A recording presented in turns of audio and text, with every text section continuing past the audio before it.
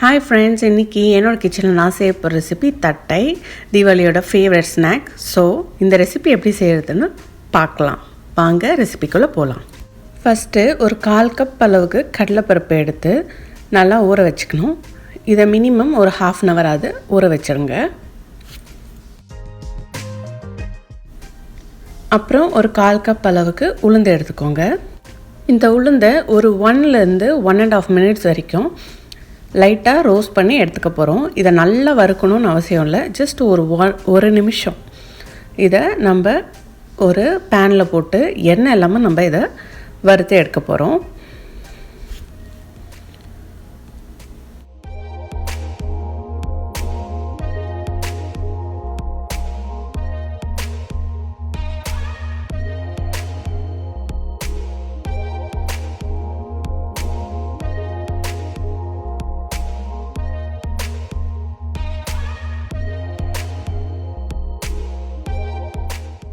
பாருங்கள், நல்லா ஒரு நிமிஷத்துக்கு வறுத்து லைட்டாக ப்ரௌன் ஆகிருக்கு.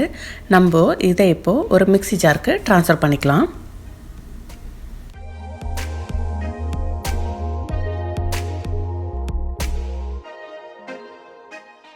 நான் உளுந்து எந்த அளவுக்கு எடுத்தனோ அதே அளவுக்கு பொட்டுக்கல்ல எடுத்திருக்கேன். சில பேர் இதை வறுக்க மாட்டாங்க, வறுக்காமே அப்படியே ஆட் பண்ணுவாங்க. நான் ஏன் வறுக்கிறேன்னா, வறுத்தா நம்ம தட்டை இன்னும் நல்லா கிறிஸ்பியாக வரும். ஸோ அதுக்காக தான் நான் அதை வறுத்து எடுக்கிறேன். இங்கே பொட்டுக்கடலை வறுக்கிறதுன்றது ஒரு ஆப்ஷன் தான். நம்ம இந்த பொட்டுக்கடலையை உளுந்து மாதிரியே 1 to 1.5 minutes வரைக்கும் நம்ம இதை வறுத்து எடுத்துக்க போகிறோம்.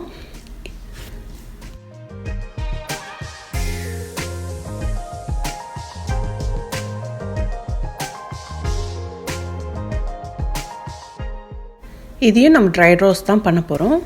இதையும் நல்லா வறுக்கணும்னு அவசியம் இல்லை, ஜஸ்ட் 1 to 1.5 minutes வரைக்கும் வறுத்தா போதும். இப்போ கிட்டத்தட்ட 1.5 minutes ஆகிடுச்சு.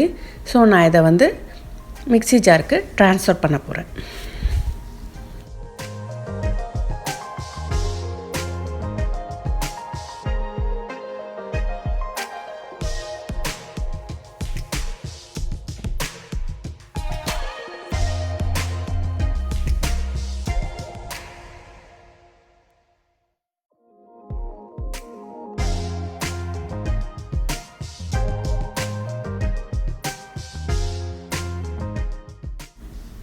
இப்போது நம்ம இது கூட ஒரு 5 to 6 காஞ்ச மிளகாய் உங்கள் காரத்துக்கு ஏற்ற மாதிரி நீங்கள் ஆட் பண்ணிக்கலாம். ஆட் பண்ணிவிட்டு நல்லா பொடியாக இந்த மாதிரி நல்லா நைஸாக அரைச்சி எடுத்துக்கோங்க.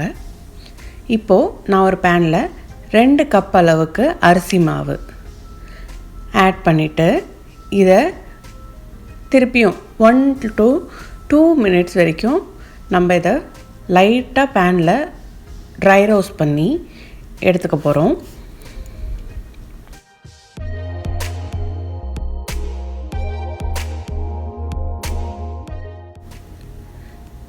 ரொம்ப ஹை ஃப்ளேமில் வச்சு வறுக்காதீங்க, ஒரு மீடியம் ஃப்ளேமில் வச்சு இதை நல்லா ட்ரை ரோஸ்ட் பண்ணிக்கோங்க. மாவோட கலரு மாறாமல் பார்த்துக்கோங்க.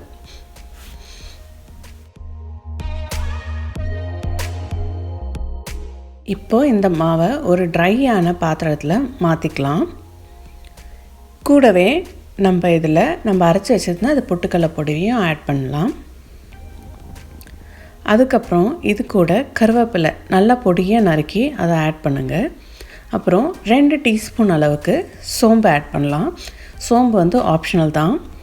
கூடவே நான் பூண்டை நல்லா மிக்சியில் அடித்து நான் அதில் ஆட் பண்ணியிருக்கேன். அப்புறம் பெருங்காயத்தூள் ஆட் பண்ணிவிட்டு ஃபைனலாக உப்பையும் சேர்த்து தேவையான அளவுக்கு உப்பு சேர்த்து ஆட் பண்ணிவிட்டு இதை நல்லா மிக்ஸ் பண்ணி விட போகிறோம். நான் பூண்டு தோலோடு அரைச்சிருக்கேன். ஸோ பூண்டு நீங்கள் ஆட் பண்ணுறீங்கன்னா கண்டிப்பாக அதை தோலோடு ஆட் பண்ணுங்கள். சில பேர் இடித்து போடுவாங்க, சில பேர் பூண்டு ஆட் பண்ண மாட்டாங்க. ஸோ பூண்டு ஆட் பண்ணுறதுன்றது ஒரு ஆப்ஷன் தான். அதேமாரி சோம்பும் பூண்டும் இதில் ஆப்ஷன் தான். உங்களுக்கு விருப்பப்பட்டால் நீங்கள் இதில் ஆட் பண்ணிக்கலாம். பட் இது ரெண்டுத்தையும் நீங்கள் ஆட் பண்ணி அதை செய்யும் போது அதோடய ஃப்ளேவர் கண்டிப்பாக டிஃப்ரெண்ட்டாகவும் இருக்கும், ரொம்பவே நல்லாவும் இருக்கும். இப்போ இதை நல்லா நம்ம கையாலே நல்லா மிக்ஸ் பண்ணி விடணும். அந்த மாவு, உப்பு, நம்ம ஆட் பண்ண அந்த பொடி, கருவேப்பிலை எல்லாமே நல்லா கலக்கணும். ஸோ அந்த அளவுக்கு நம்ம இதை நல்லா மிக்ஸ் பண்ணி விடுங்க. இப்போ இந்த இன்க்ரீடியன்ட்ஸ்லாம் நல்லா மிக்ஸ் ஆகிடுச்சு. நான் இது கூட 1.5 டீஸ்பூன் அளவுக்கு பட்டர் ஆட் பண்ணுறேன். பட்டர் வந்து எய்தர் சால்ட்டட் ஆர் அன்சால்ட்டட் இருக்கலாம், இட்ஸ் யோர் சாய்ஸ். நான் வந்து 2 கப் மாவுக்கு 1.5 டீஸ்பூன் பட்டர் ஆட் பண்ணியிருக்கேன். ஸோ இந்த பட்டர் அண்ட் மாவோட ரேஷியோ ரொம்ப இம்பார்ட்டண்ட். பட்டர் அதிகமாக போச்சுன்னா உங்களோட தட்டை வந்து உடையிறதுக்கான நிறையா வாய்ப்பு இருக்குது. ஸோ பட்டர் ஆட் பண்ணும் போது கேர்ஃபுல்லாக ஆட் பண்ணுங்கள். இப்போ பாருங்கள், நம்ம பட்டரோடு சேர்த்து நல்லா மிக்ஸ் ஆகிடுச்சு.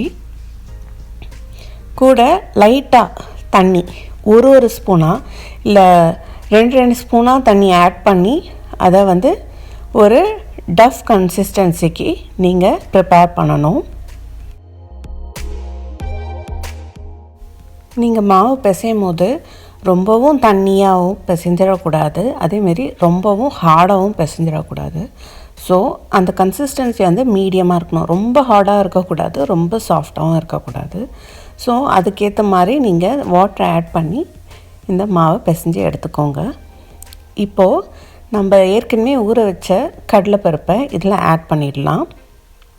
கடலைப்பருப்பை நல்லா தண்ணி வடிகட்டிட்டு இதில் ஆட் பண்ணிக்கோங்க. ஏன்னா ஏற்கனவே நம்ம மாவில் தண்ணி சேர்த்து பிசைஞ்சிருக்கோம்.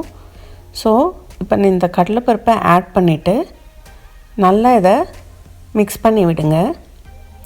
அப்போ தான் மாவில் எல்லா பக்கமும் இந்த கடலைப்பருப்பு நல்லாவே மிக்ஸ் ஆகும்.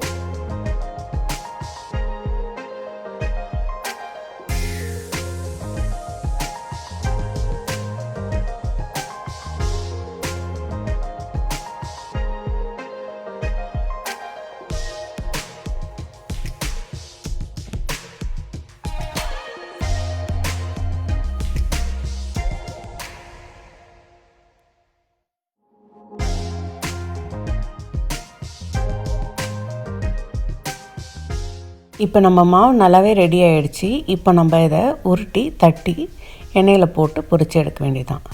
இப்போ பாருங்கள், இது மாதிரி ரவுண்ட் பால்ஸாக சின்ன பால்ஸாக உருட்டிக்கோங்க. ரொம்ப பெருசாக உருட்டாதீங்க. சின்ன பால்ஸாக உருட்டி ஒரு நியூஸ் பேப்பர், ஒரு க்ளீனான நியூஸ் பேப்பர் இல்லை உங்களுக்கு பட்டர் பேப்பர் வேணுனாலும் அந்த மாதிரி எடுத்து இந்த மாதிரி விரித்து லைட்டாக இப்படி ப்ரெஸ் பண்ணி விடுங்க. அதுக்கப்புறம் நீங்கள் அதை எடுக்கும் போது ஈஸியாக வரணும். ஸோ அப்போ தான் உங்கள் மாவு வந்து கரெக்டான கன்சிஸ்டன்சி இருக்குதுன்னு அர்த்தம். ஸோ இந்த மாதிரி மீதி இருக்க எல்லா மாவையும் நம்ம இது மாதிரி தட்டி எடுத்துக்க போகிறோம். நல்லா ஃப்ளாட்டாக ப்ரெஸ் பண்ணுங்கள். ரொம்ப திக்காக இருந்துச்சுன்னா உள்ளே வேகிறது கஷ்டம். ஸோ நல்லா ஃப்ளாட்டாக தட்டி விடுங்க. நல்லா மெலிசாக இருக்கணும்.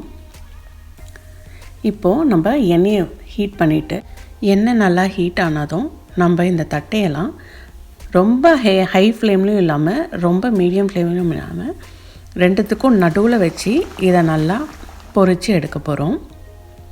நிறைய தட்டை போட்டுறாதீங்க, வேகிறது ரொம்ப கஷ்டமாயிடும்.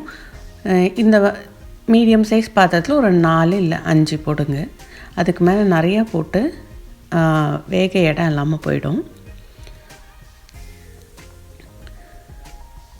ஸோ நம்ம இதை வந்து டபுள் சைடும் டர்ன் பண்ணி வேக வைக்கணும். இது நல்ல ஒரு கோல்டன் ப்ரௌனில் வந்ததுக்கப்புறம் நம்ம இதை எடுத்து சர்வ் பண்ண வேண்டியது தான். என்னோடய வீடியோஸ் உங்களுக்கு பிடிச்சிருந்தா லைக் பண்ணுங்கள், ஷேர் பண்ணுங்கள். இன்னும் நீங்கள் மால்தீஸ் கிச்சன் சேனலுக்கு சப்ஸ்கிரைப் பண்ணலையா, மறக்காமல் சப்ஸ்கிரைப் பண்ணிவிடுங்க.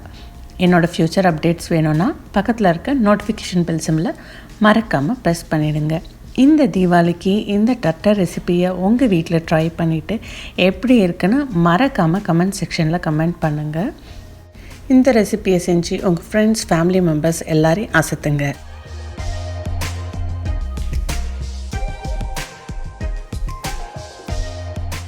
இப்போ நம்மளோட ரொம்பவே டேஸ்டியான கிறிஸ்பியான தட்டை ரெசிபி ரெடி ஆகிடுச்சு. இதை கண்டிப்பாக உங்கள் வீட்டில் ட்ரை பண்ணிவிட்டு எப்படி இருக்குன்னு மறக்காமல் கமெண்ட் செக்ஷன் கமெண்ட் பண்ணுங்கள். தேங்க்ஸ் ஃபார் வாட்சிங்.